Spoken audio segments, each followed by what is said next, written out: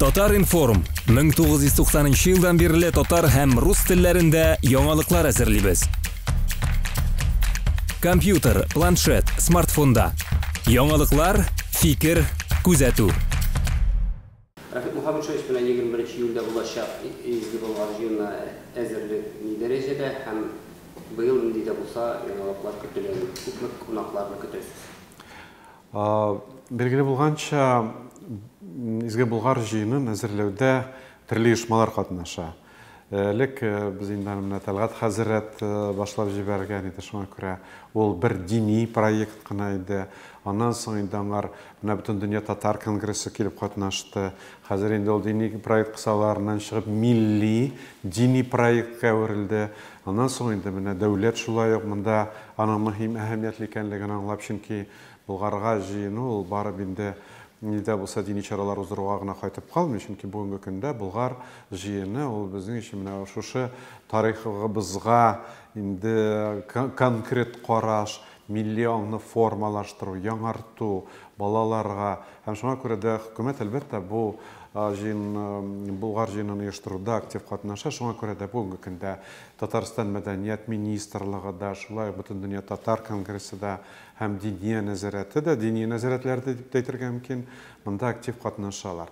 Инде Булгар жыйынында ел сайын нинди дә булса үзенең яңалыклары була иде, нинди дә булса яңа объект, быел нинди дә булса зур объектлар ачу әле күздә тотылмаган. Анда зур менә шул гостиница комплексы төзелеп бетте дип әйтергә була. Әле аңар тагын нокта куелмаган, шуңа күрә әле ул менә бу Булгар жыйынында ачылмый, ул инде көзгә кадәр ачылачак. Елдагыча шушы традицион бәйрәм булачак, инде ул кунаклар, шулай ук без инде чит илдән дә кунакларны күп чакырдык. Безнең традицион, без бүтән мөфтиләрне чакырабыз төбәкләрдән. Аларның күбесе дә инде дин әһелләре форумына киләләр. Без инде шулай ук СНГләрнең мөфтиләрне чакырабыз. Алар инде шулай ук чит илдән безнең мәсәлән елда диярлек безнең белән актив эшләүче галимнәребез, дин әһелләре, алар инде Кувейттан да, алар Берләшкән Эмираттан да, шулай ук менә без Мароккодан да, һәм инде Мисырдан да кунаклар чакырылды. Һәм шуңа күрә ул елдагыча форматта анда инде иң кимендә 50-60 мең кеше катнаша. Быел да шулай булыр дип уйлыйм. Менә бу Россиядә, чит илләрдә күпме дәрәҗәдә танылу алды дип әйтергә буламы менә бу чарабызны?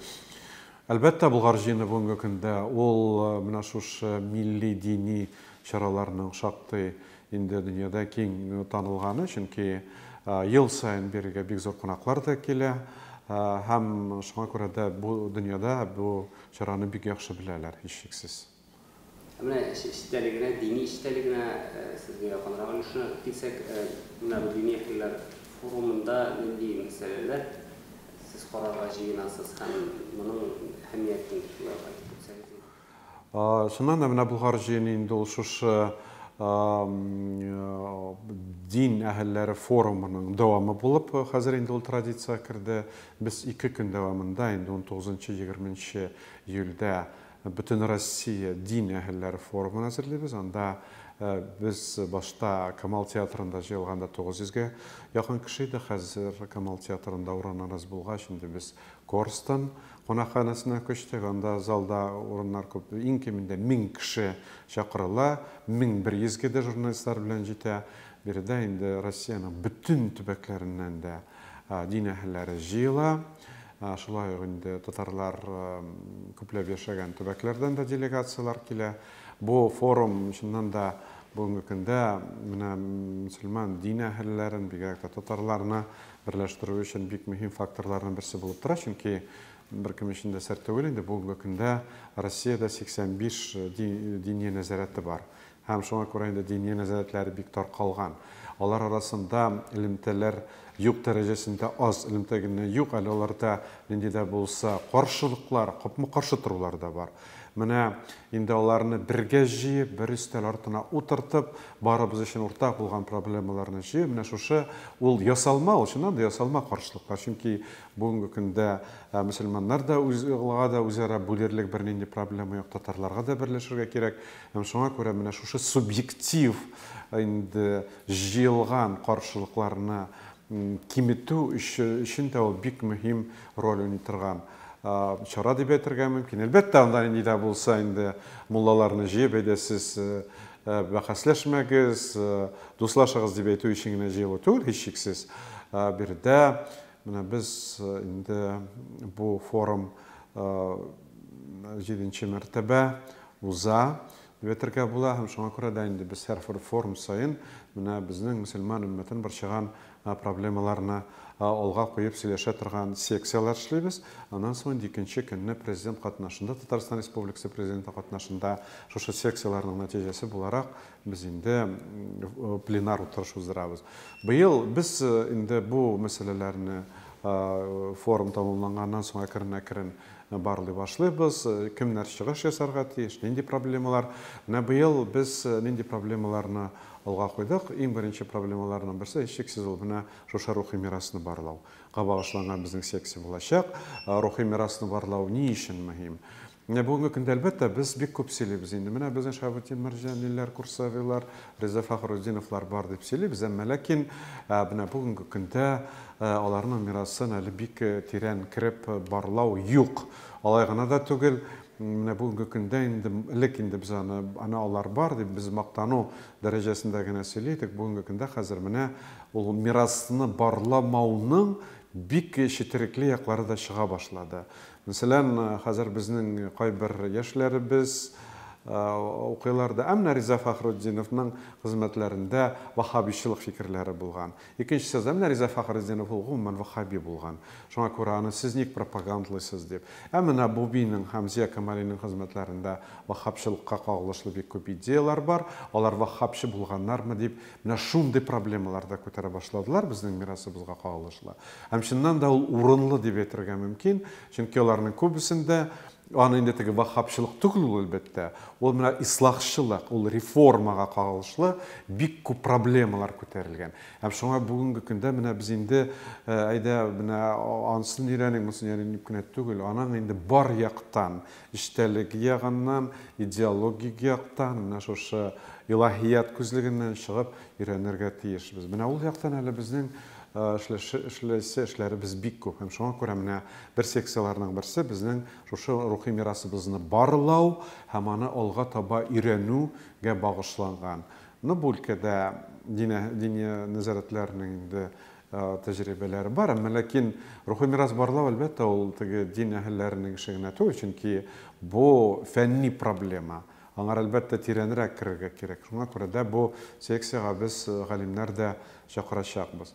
Һәм тагын бер секцияны без махсус шулай бүлеп чыгардык. Ул да булса менә дини тәрбия мәсьәләсе, һәм дини тәрбия һәм дини укыту.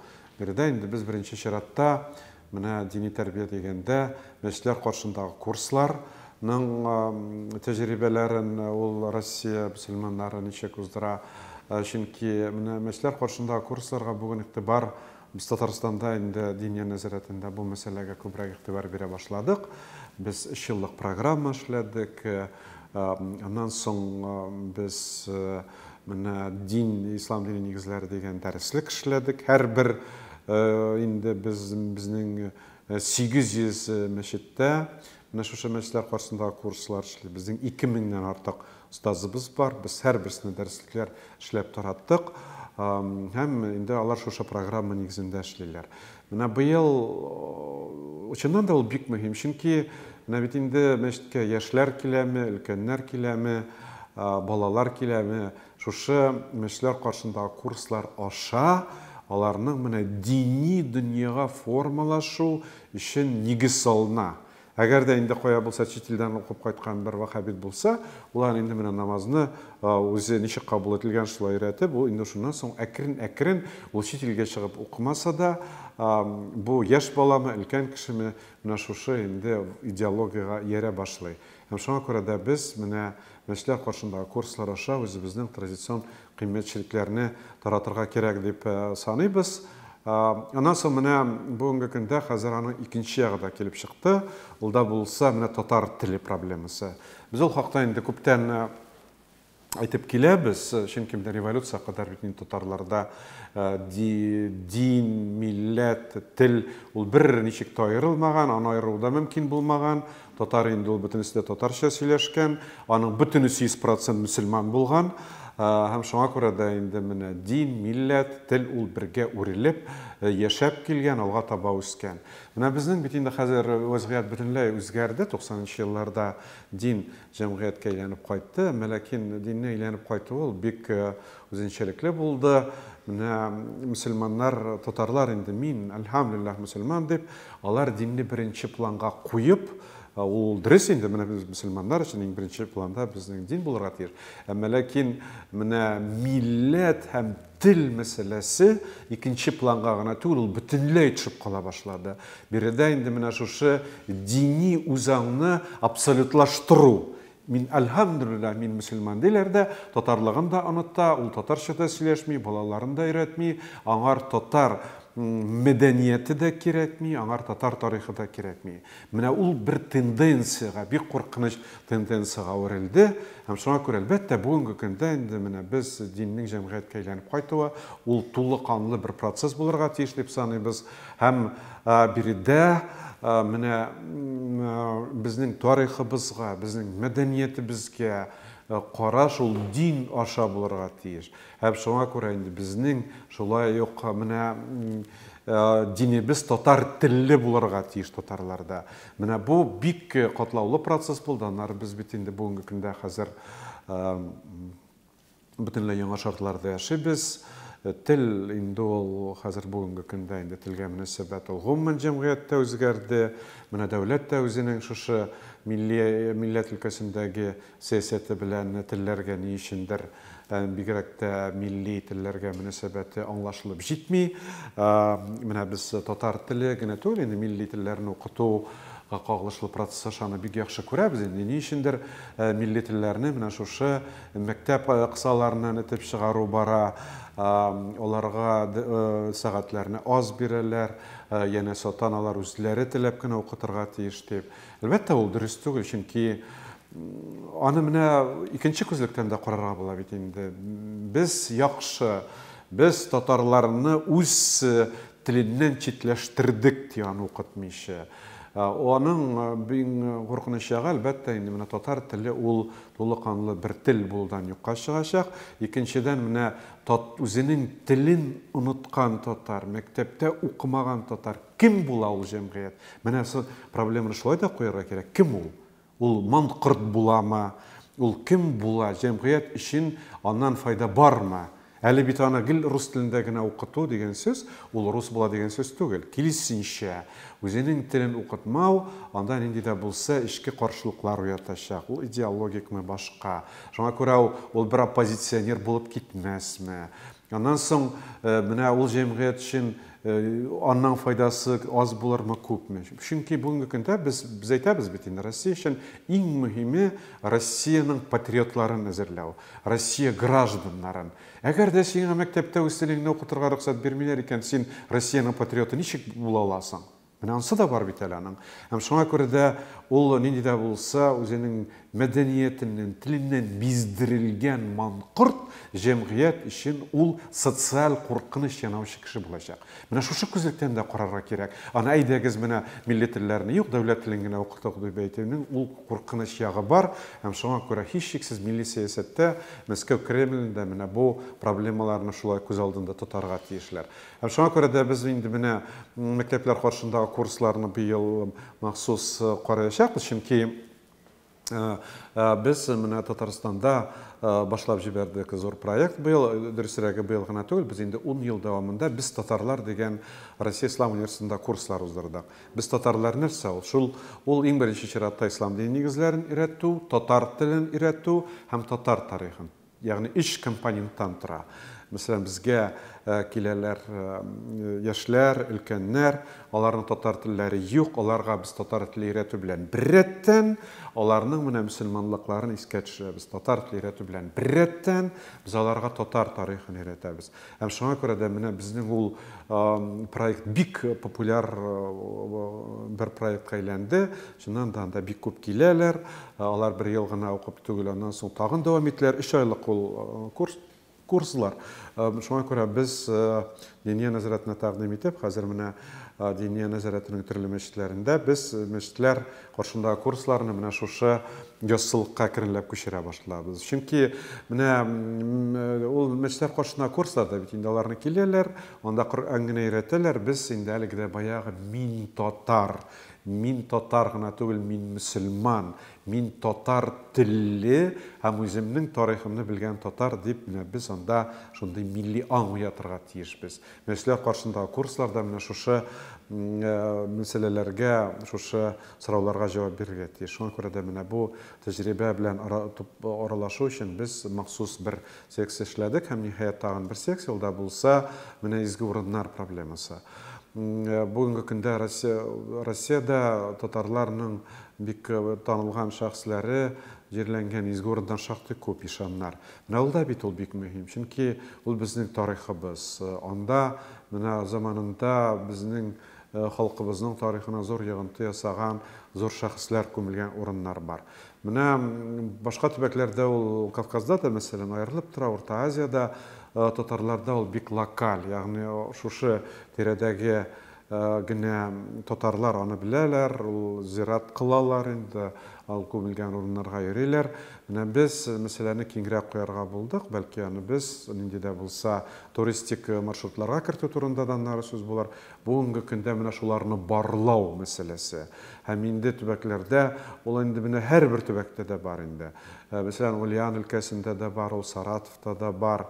Түбән Новгородта да бар, Татарстанда да бик күп. Менә шуларны барлау, шуларны халыкка җиткерү, шуларны бәлки инде ул фәнни тикшерү дәрәҗәсенә күтәрү, һәм иннән соң инде менә шушы дини маршрутларга кертеп, яшьләрне, мөселман яшьләрен, гомумән аларны гына түгел, без инде үзебезнең менә шушы теге ул персоналләштерелгән тарихыбызга яшьләрне якынайтырга тиешбез. Менә ул секция булачак, ул секцияда эшләячәк. Һәм менә шуларның нәтиҗәсе була бит инде 2нче көннән нары пленар утырыш. Шушы секцияларның нәтиҗәләре буенча аның җитәкчеләре чыгыш ясаячак, аннары төбәкләрдән башка чыгышлар була. Һәм шуның белән менә форум тәмамланып, инде 21 июль көнне безнең халык инде изге Болгар җыенында катнашачак. Siz qarşılıq olur diye biləmisiniz mi? Bu din qəbirlərini bарлау дип хәзер кайбер авылларда ишетергә туры килә шундай әйберләрне үдерүстү белдек, аннан теге без күрәбез, уларның аралары кешеләрне яулар, бәйлеләр шуннан дидек. Әйе, ул менә каберләрне барлау дип ул бер нинди дә булса, теге гарәп ягыннан гелчүлдә яшәп, үзенең ата-бабалары кайда күмелмәгәнен белмәгән, ул мәҗүси гарәпләр традициясе.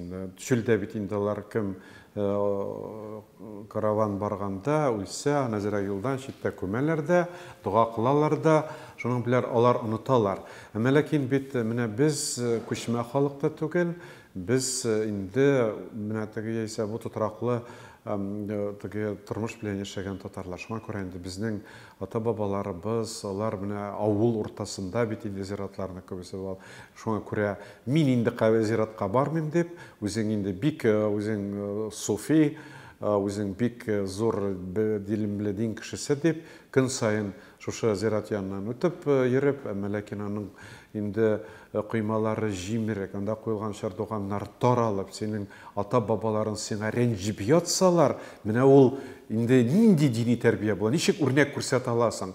Һәм шуңа күрә дә бит ислам динендә ул теге зиярат кылу беркемгә дә тыелмый. ислам динендә бары тик аларга мөрәҗәгать итеп, алардан нәрсә генә сорау тыела. Ягъни мөселман кешесе өчен мөрәҗәгать итү өчен Аллаһ Тәгалә генә бар. Без бөтен үзебезне, үтенечләребезне Аллаһ Тәгаләгә җиткерергә тиешбез. Барып инде зиратта басып, дуга кылып, әби бабай, изге кешедән менә минем хәлем начар, ярдәм ит дип сорау дөрес түгел. Шуңа күрә бары тик Аллаһ Тәгаләдән генә сорарга мөмкин. Һәм шуңа күрә инде барып зиярат кылу, аның кем икәнлеген белү, аның инде кабер урыннарын чиста тоту, анда барып дуга кылып кайту, ул ислам динендә кабул ителгән, ул бөтен дөньяда бар. Һәм шуңа күрә дә инде ниндидер менә шундый примитив карашлар таратып барырга ярамый дип сөйләү, инде ул менә наданлыкның бер формасы гына. Менә сез теге татар телен саклау буенча әйттегез, чит регионнардан килгән мөфтиләр моны ничек кабул итә? Мәсәлән, ниндидер Хабаровскида, анда Читада татар телен саклау гына дип әйтү түгел, җиткерү хәтта реаль хәлне ул менә хәзерге заманда. Татар телен саклау, әлбәттә, ул бүгенге көндә, мәсәлән, Татарстанда мөмкинлекләр әлбәттә зур, безнең татар мәктәпләре бар. Менә башка төбәкләрдә әлбәттә безнең татарлар күпләп яшәгән төбәкләрдә, Ульян өлкәсендә, Чувашстанда һәм башкаларда әлбәттә татар авыллары күп, татар мәктәпләре әле сакланып калган, инде әкренләп ябыла башласалар да. Әмма ләкин менә дин әһелләренә бит менә татар теленең әһәмиятлеген җиткерергә кирәк. Дин әһелләре бит алар мәчеттә бәлки бүгенге көндә инде татарча аларга җомга вагызыда уку мөмкин түгел. Әмма ләкин дин әһелләре үзләре яшәгән төбәктә милләтләштәрен җыеп, татар телен, татар тарихын өйрәтү өчен мөмкинлекләр алар табарга тиеш. Шулай ук бит инде менә бүгенге көндә иң эффектив чараларның берсе ул мәҗлисләр. Менә татарлар кайсы төбәктә генә яшәмәсен, алар бит ине мәҗлескә чакырса, бер кайчанда мулланы русча тыңламаячаклар. Русча сөйләгән мулланы алар иләренә дә икенче мәртәбә кертмәячәкләр. Һәм шуңа күрә дә инде ул татар өчен шул ук менә ул мәҗлисләрне дә файдаланырга кирәк. Татар телле мәҗлисләр инде милләттәшләрне күбрәк җыеп, шуңа күрә һәрбер төбәктә әлбәттә инде мөмкинлекләр төрлечә, кайберләрендә бөтенләй шикләнгән. Ләкин мәчет бар бүгенге көндә, мәчет инде ул менә шушы милләтне саклау калучы бер объект булырга тиеш. Шуңа күрә мәчет тирәсендә мәчетләр каршындагы курслар оештырырга мөмкин. Шулай ук инде мәҗлисләр һәм башкалар уздыру өчен мөмкинлекләр бар. Һәм шуңа күрә дә әлбәттә дин әһелләре бүген менә шушы татар телен саклап калуның мөмкинлеге шикләнгән чиракта һичшиксез аларның менә булган шушы потенциаль мөмкинлекләре киңрәк дип әйтер идем. Мин алардан файдаланырга тиешләр. Менә без уку йортларына килсәк, быел кабул итү кампаниясе башланды бит инде. Россия Ислам институтына һәм Болгар Ислам академиясенә нинди сез дәресләр көтәсез? Күпме укучылар, нинди яңалыклар бар, шулар турында әйтсәгез. Әлбәттә, менә дини уку йортларына хәзер кабул итүләр башланды. Быел инде дә булса, теге бөтенләй принципиаль яңа үзгәрешләр юк. Безнең шул ук кабул итү. Инде дә булса, без дәүләти уку йортлары булмагач, безгә инде өстән төшерелгән планнар юк. Без әлбәттә без инде планлаштырабыз якынча күпме. Мәсәлән, Россия Ислам университетына без 400-гә якын кеше алабыз. Без инде читтән торып укучылар белән шулай җыела торгандыр. Мәсәлән, быел без 200 кеше чыгардык. Болгар Ислам академиясенә узган ел без 68 кеше кабул иткән идек. Быел бәлки бераз азрак булыр, чөнки узган ел без инде Ирак Болгарда әле белмичә килгән яңа проект, күбесе бәлки кайтып китәр дип тәүләгән инде, кайтып китүчеләр булмады. Шуңа күрә хәзер Болгар академиясендә 60, әз генә 60-тан ким 58ләп кеше укып икенче курска күчтеләр, һәм шуңа күрә 60лап кеше алырбыз дип уйлыйм. Безнең һәр 100-дан артык гариза бар. Россия Ислам институтына шулай ук инде безнең кабул итү башланды. Дөрес, ул беркем өчен дә сер түгел инде. Безнең дини уку йортларына, теге дөньяви уку йортларына кебек бер урынга унар кеше юк. Һәр хәлдә без шул, чөнки дин өлкәсендә мотивация һәр шактый түбәнәйде дип әйтергә мөмкин. Чөнки менә дини уку йортын бетергәч, минем балам кайда эшләр дигән сорау, урынлы сорау инде ул ата-ана. Аларга бит инде баласы укып бетергәч, нидә дә булса акчалы, социаль яклау табылган урын кирәк. Ул мулла булып эшли башласа, эш хакы бармы? Аллаһ Таала садака бирсә була, булмаса аз була. Нары пенсияга бит инде хәзер пенсияга чыгу өчен пенсион шул отчислениялар булырга тиеш. Алар буламы, юкмы? Чөнки садака яшәгәннәр алынган акчадан пенсион отчислениялар юк. Һәм башка бик күп инде. Ата-аналар әлбәттә ул мәсьәләләр турында да уйлый, чөнки бүгенге көндә балалар өчен нидә булса гарантия булган, социаль гарантия, тутырыклы булган эш эзләргә яраталар. Дин өлкәсен андый өлкә дип әйтә алмас идем мин. Һәм шуңа күрә дә менә 90-нчы елларда әлбәттә мин өзем инде укый алмадым инде, балам хәзер дини белем алсын дигән шундый бер эйфория бар иде. Бүгенге көндә ата-аналар дөрес уйлап, алар инде шуңа күрә дин өлкәсендә менә дини уку йортларына керүчеләр саны 90-нчы еллар белән чагыштырганда әлбәттә кимиде. Әмма ләкин без җыябыз, без шул 300-дән артык, 400-гә якын кеше җыячакбыз инде, читтән торып укучылар. Менә быел читтән торып безнең 200 кешенең әлбәттә читтән торып укучылары 150 булды, инде алар күбрәк. Менә 90-нчы елларның читтән торып укучылар белән чагыштырсаң, инде сыйфат бөтенләй башка. Бүгенге көндә 90-нчы елларда бит инде безнең әбиләр, бабалар 80-70 яшьлек инде менә картаймыш көнемдә булса да дини белеп алыйм дип укырга килүчеләр күп иде. Әлбәттә алар бәлки аларны укытырга кирәктер, әмма ләкин югары йортның төп мәсьәләсе, төп аның алдында торган төп бурычы инде ул дипломлы белгечләр әзерләү.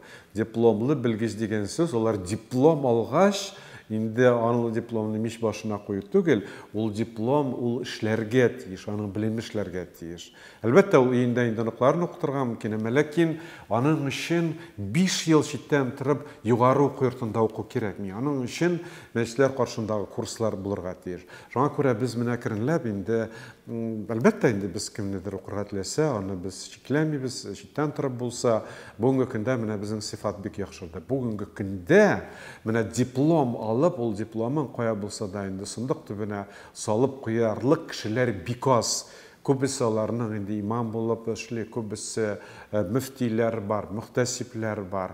Алар инде актив менә шушы дин өлкәсендә эшләүчеләр. Һәм шуңа күрә дә без алга таба да бу юнәлештә эшләячәкбез. Һәм шуңа күрә дә читтән торып укучылар безнең өчен шулай ук бик мөһим дип әйтер идем мин. Ул менә бүгенге көндә мөселман зыялыларын тәрбияләү өчен шулай ук бик мөһим фактор. Көндезге бүлеккә күпмесенең Россия ислам институтында урыннар. Көндезге бүлеккә без 100-дән артык кеше кабул итәбез. Безнең шулай ук лингвистика бүлеге бар, без анда 25 кеше кабул итәбез. Иктисад, ислам экономикасы бүлеге бар, безнең теология бүлеге бар, безнең менә хәзер шактый инде үсеп китте, журналистика бүлеге бар. Бүгенге көндә инде менә федераль университетта журналистика карашлары азрак төрлечә.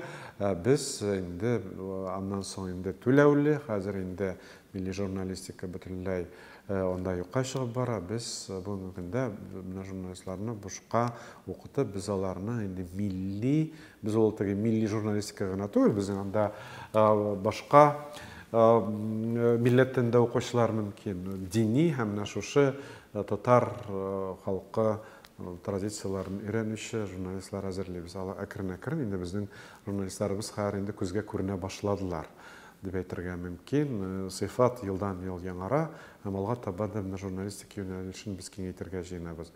Менә шушы юнәлешләр буенча без кадрлар әзерлибез, һәм һичшиксез инде ул дини безнең бүлек бар. Дини бүлеккә без 50-дән артык кеше алабыз. Алар инде менә шушы тирән дин өйрәнү өчен махсус киләләр безнең уку йортына. Һәм Болгар Ислам академиясенә СНГ илләреннән, аннан да чит ерак илләрдән дә килүчеләр бармы укучылар? Менә Болгар Ислам академиясенә инде кызыксыну артты. Без беренче елны СНГ-ләреннән бик алмадык инде, чөнки әле бу проект ничек башланып китә, ул бит инде аннан соң инде тискәррәк булсалар кайтып сөйлиләр шулай дип. Без ул безнең менә Россия проекты иде. Без Кавказдан студентлар алдык, аннары безнең узган ел Кавказдан 10 студент, 68 студентның 10-сы Дагестаннан булдылар. Быел да менә без 15-ләп кеше Дагестаннан, Ингушетиядан, менә мин закламый Чечняга барам, бәлки Чечнядан барасы килерләр. Дөрес, алардан без бик күп алмыйбыз, инде аннан килергә теләүчеләр күп булса да, без бераз чиклибез. Чөнки үзебезгә күп беренче чиратта кадрлар әзерләргә кирәк, аларның кадрлар әзерләү мөмкинлекләре бар. Менә узган ел без инде бик сорагач Үзбәкстаннан докторантурага бер кеше генә алдык. Шулай инде берничә таҗик. Быел Казакъстаннан, Кыргызстаннан, Үзбәкстаннан һәм Таҗикстаннан әйтеп тә бетерәсе. Таҗиклар традицион Россияны яраталар, укырга. Россия Ислам университетында да алар бик күп иде. Без әкренләп аларның санын чикләдек. Менә сеңгелләр белән эшләүнең бер ягы бар, аны күзәтәргә кирәк. Алар күпсе менә сеңгелләрнең киләләр дә, монда укыйлар да, гражданлык алып кайтырга җыенмыйлар.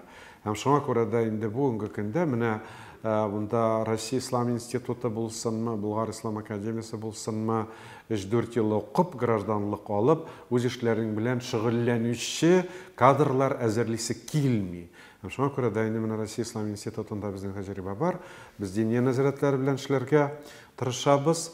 Һәм дини нәзарәтләр белән эшләп, кайтып үз илләрендә эшләсеннәр дип без шундый кадрларны китәргә җыенабыз. Мәсәлән, Россия Ислам институтында без дистанцион бүлек ачтык теология буенча.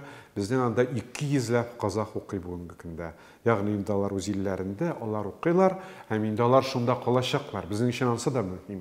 Чөнки Россияга килеп, дини белем алып, аннары татар мәчетеннән, Татарстанда булмаса башка төбәктә татар бабайын кысырыклап чыгаручы, без үзебезгә үзебез конкурент, дөресен генә ачыктан әйткәндә, әзерлисе килми. Һәм шуңа күрә дә алар килеп укый икән, алар үз илләренә кайтып анда эшләргә тиеш. Менә шушы күзлектән чыгып караганда, әлбәттә, сеңгелләр белән эшләү бик мөһим, әмма ләкин без әзерләгән кадрлар, алар шушы өлкәдә үз илләрендә эшләргә тиеш. Чит илләрдән кызыксынучылар юкмы? Ерак чит илләр. Чит илләрдән әлбәттә кызыксынучылар бар. Алар да без менә бу безнең инде гаризалар 100-дән артты. Алар арасында бер 10 чит илдән бар. Әмма ләкин бүгенге көндә чит илдән килергә теләүчеләрнең мин тегенде дә булса бик ихлас күңелдән уйланган эшләре түгел дип уйлыйм инде. Кайберсенә шул гражданнар сугышы булган илдән качып утыруда, аннары хәерчерәк илдән килеп, Болгар Ислам академиясендә бушка уку яшәү да кызыксына торгандыр. Чөнки әле без 1 ел укыттык. Һәм шуңа күрә дә инде мөселман илләрен кызыксындырырлык әле безнең тәҗрибәбез юк. Һәм шуңа күрә дә инде бүгенге көн Болгар академиясе икән дип, нинди дә булса үз илләрен ташлап, уку мөмкинлеген менә шушы махсус белем алу өчен ыргылып торучылар юк дәрәҗәсендә аздыр дип уйлыйм әле. Менә әкренләп иншалла Россия Ислам академиясе, Болгар Ислам академиясына кирү үзенә бер мәртәбәле хәлгә әйләнер дип уйлыйм. Ул вакытны инде без чыннан да алар ихлас чын күңелдән укырга киләләр.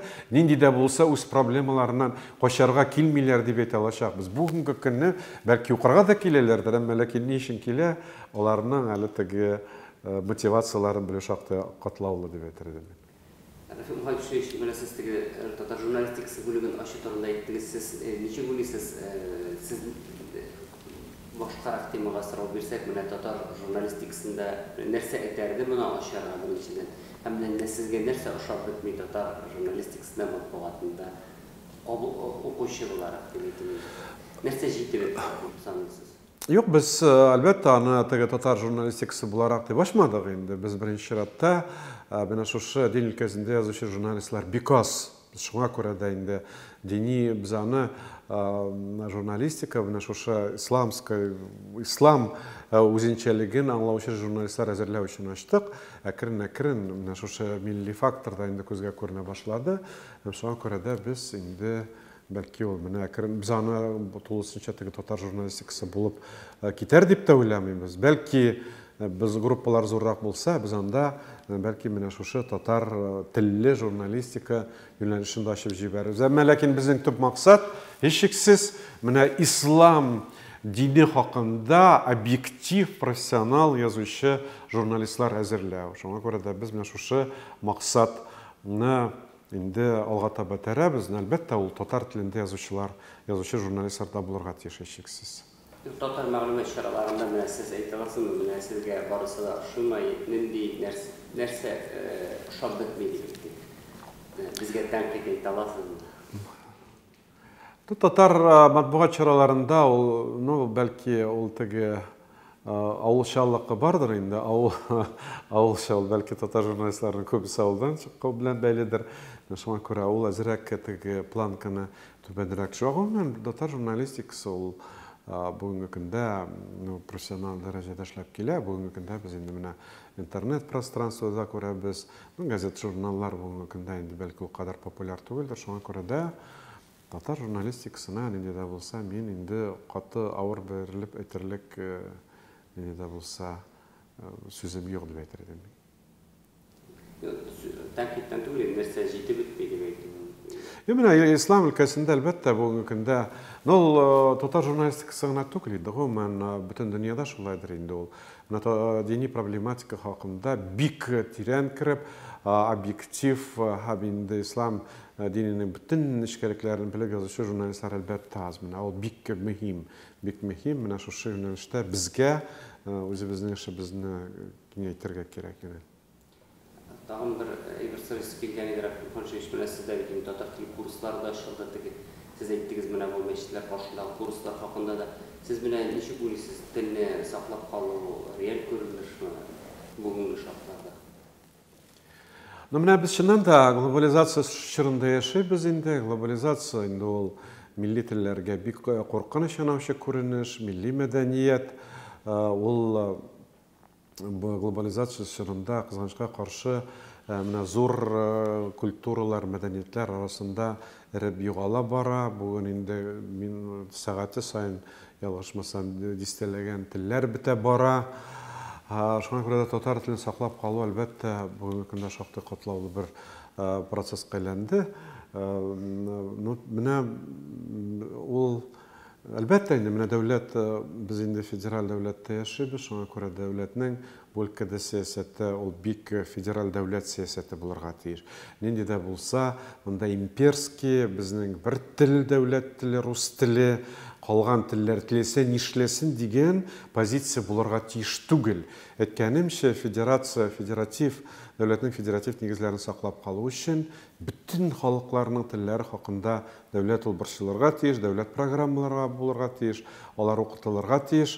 Шулай булмаса, федерализмның мәгънәсе нидән гыйбарәт? Федерализм шуңа күрә дә Россиядә үзенең аслар, үзенең йөзен, шул исәптән менә милләтләрне, телләрне саклап калу шада ул ныгытырга тиеш.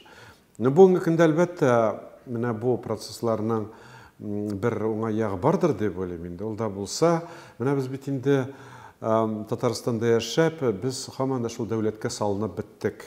Менә безнең дәүләт бар, татар мәктәбе ачыр, газетны ачыр, акча бирер, кыраниясы ятып диванда инде менә тыйынвын ачар, газетләр шулай дип инде һаман Обломовщина дип әйтәләр инде, Обломов кебек юктан зарланып.